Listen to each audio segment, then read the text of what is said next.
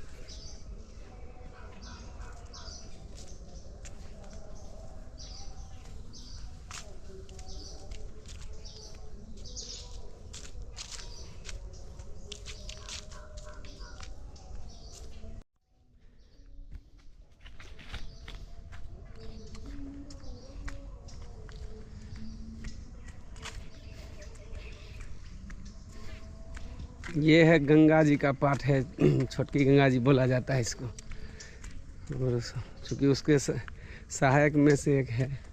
इसमें बहुत पानी रहता है, बट अभी भी देख सकते हैं कि बहुत सारा नमी जो है वो हावी है।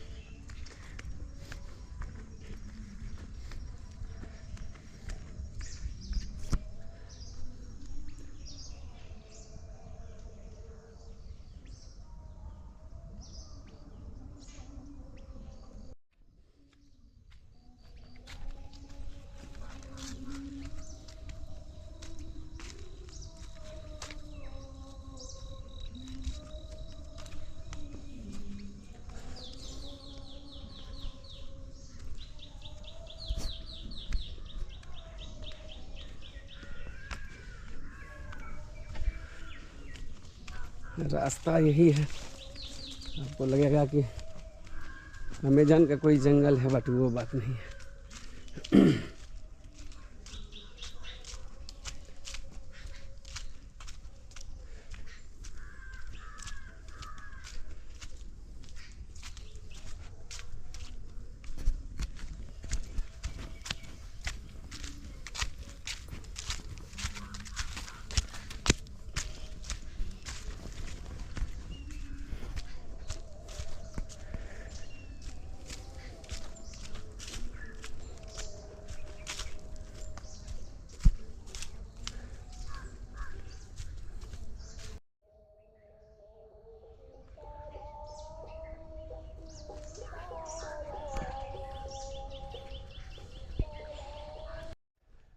अपने अब खेत की ओर बढ़ चले हैं और उसी क्रम में हम जा रहे हैं।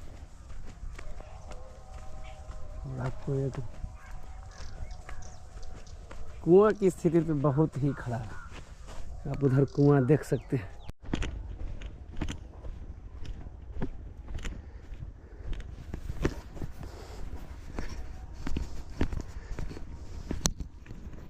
तो बगैर पटवन के ये फसल नहीं होना है, जैसा कि आप देख रहे हैं। अगल बगल बीज जो है थोड़ा नमी के कारण आया है, कुछ बीज जो है वो नहीं आया है। इस परिप्रेक्ष्य में जब हम देखते हैं तो बीज को भी आप देख रहे हैं कि इसको जरा देखिए, इसको यहाँ जो है अब इसमें नमी है नहीं, चूँकि शेड्यूल से बुना गया है, बुआई हुई है, इसलिए ये थोड़ा बहुत आया भी है। और ये किसी दूसरे तकनीक से बुआई होती तो ये नहीं आता, जिसको छिट्टा बोलते हैं। तो इसकी पटवन की अब तैयारी हम कर रहे हैं। आजकल में हो जाएगा तो संपूर्ण बीज जो है वो बाहर आ जाएगा। मक्के की फसल है, इसके बीच में देख लीजिए सब शेड्यूल से बुना हुआ है, एक पंक्तिबद्ध तरीक़ा से है, लेकिन फिर भी बहुत सारे पौधे हैं, इनको कुछ न कुछ निकालना पड़ेगा, तब जा कर के यह हो पाएगा। अन्यथा ये जो है संपूर्ण जो अपना पैदावार है वो किसान इससे उठा नहीं पाएंगे। तो मक्के की भी फसल को अवलोकन कर लिया जाए। हमारे यहाँ जो है मक्के की भी बुआई होती है, गेहूँ, धान छोड़ा करके लगभग सब कुछ होता है। गेहूँ तो आप देख ही रहे हैं, इस साइड जो है गेहूँ है, और वो भी दिखाए आपको। ये गेहूँ जो है मतलब नमी नहीं रहने के कारण सबको पटवन की आवश्यकता हो गई। तो समय से बुआई करें किसान, जब उस लगे तब होगा क्या कि पानी की बचत होगी, और भूगर्भीय जल भी हम लोग को बचाना है, यह याद रहे। पानी का जितना कम से कम उपयोग करें, और वैज्ञानिक से अनुरोध है कि कुछ ऐसे बीज को लाया जाए, मतलब उन्नत किस्म को, जिसमें कम से कम पानी का दोहन हो सके। हालांकि किसान के लिए तो विज्ञान हमेशा तैयार ही रहता है, और वैज्ञानिक लोग भी इस परिप्रेक्ष्य में हमेशा कुछ न कुछ नया एक्सपेरिमेंट करते ही रहते हैं।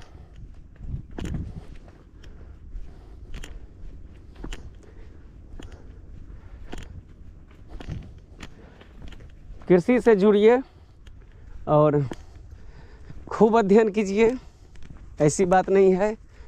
कृषि को जब हम जॉब के रूप में देखेंगे तब बहुत ही अच्छा लगेगा, और आप एक बार करके देखिए। सरकारी नौकरी के भरोसे मत रहिए। सरकारी नौकरी वो मृग तृष्णा है जिसको नहीं मिलता है और कभी नहीं मिलता है। आप सरकारी नौकरी में जाएंगे तो फिर वही बात होगी, आपको लगेगा अच्छे थे हम पहले से ही। आप अनुभव में जब करेंगे, हम ये नहीं कहते कि आप जॉब, सरकारी जॉब नहीं कीजिए, बट यदि नहीं मिलता है तो कोई बात नहीं, प्रयास कीजिए, जान नहीं देना है उसके पीछे। और भी दुनिया में रोज़गार हैं, और एग्रीकल्चर वाला रोज़गार सर्वोत्तम है। आप उसमें फ्री रहिएगा मानसिक रूप से। हाँ, एक बात है, थोड़े वस्त्र आपके सरकारी कार्य में जो लगे रहेंगे उनके बदल जाएंगे, थोड़ा स्टाइल बदल जाएगा, लाइफ स्टाइल बदल जाएगा। इसके अलावा जितना लाइफ स्टाइल बदलेंगे आपके ऊपर अपव्यय चलेगा और आप कर्ज में डूबते चले जाएंगे, फिर आप समाज में कहीं के नहीं रहेंगे। खास करके बिहार के परिप्रेक्ष्य में अगर ये बोला जाए कि सरकारी जॉब वाले को किस दृष्टि से लोग देखते हैं, उन पर महानता थोप दी जाती है, बशर्ते वो महान होते नहीं हैं, वो हमेशा परेशानी में ही रहते हैं। आप मेरी बात को समझ रहे होंगे हम आपसे क्या बोलना चाहते हैं। तो परेशानी तो सब जगह है, लेकिन जो स्वतंत्रता होनी चाहिए आत्मीय, वो आपको सरकारी जॉब में नहीं मिल सकता, कभी नहीं मिल सकता। चाहे वो कोई भी पद पर आप काम कर रहे हैं, एक पियून से लेकर के डीएम के पद पर, सारे लोग गुलामी की ज़िंदगी और रोज़ जलील होके जी रहे हैं।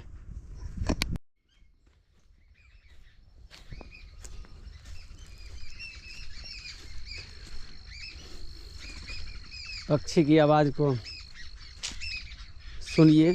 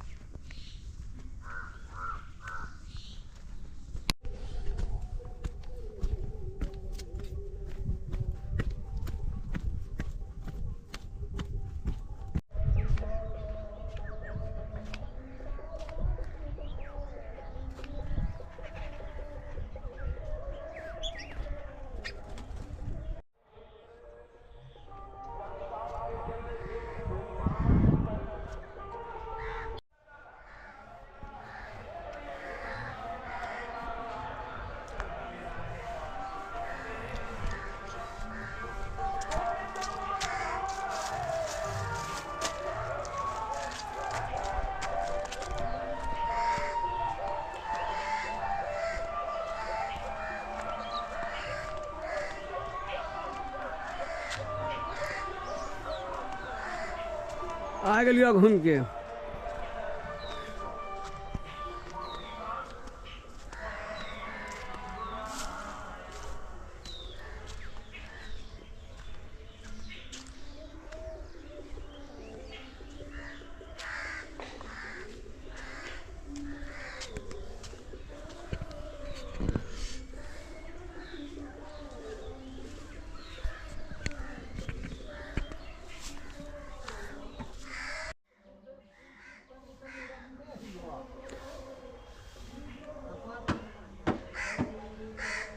नहीं नहीं ठीक छो, वो तो सम्मान छिके।